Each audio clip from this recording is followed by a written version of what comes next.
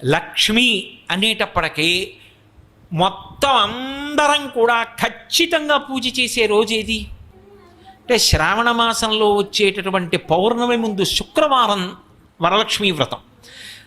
ఆ రోజు తిథితో సంబంధం లేదు, వారంతో సంబంధం. ఏ తిథి ఉంది, ద్వాదశి ఉందా, త్రయోదశి ఉందా, చతుర్దశి ఉందా, లేకపోతే ఏకాదశి ఉందా, పంచముందా, సప్తముందాతో సంబంధం లేదు.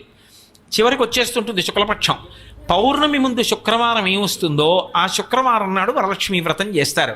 వరలక్ష్మీ వ్రతం చెయ్యడానికి అసలు ఈ వ్రతం ఉన్నది అని మొట్టమొదట లక్ష్మీదేవి ఎవరికి చెప్పింది? చారుమతికి చెప్పింది. తెల్లవారు లేస్తే మనం కథ చదువుతాం. చారుమతి ఆ మాటకు అర్థం ఏమిటి? నిజానికి అద్భుతమైనటువంటి పేరు, ఆడపిల్లలకి పెట్టడానికి పరమయోగ్యమైనటువంటి పేరు చారుమతి. ఎంత చక్కటి పేరు! చారు అంటే సత్,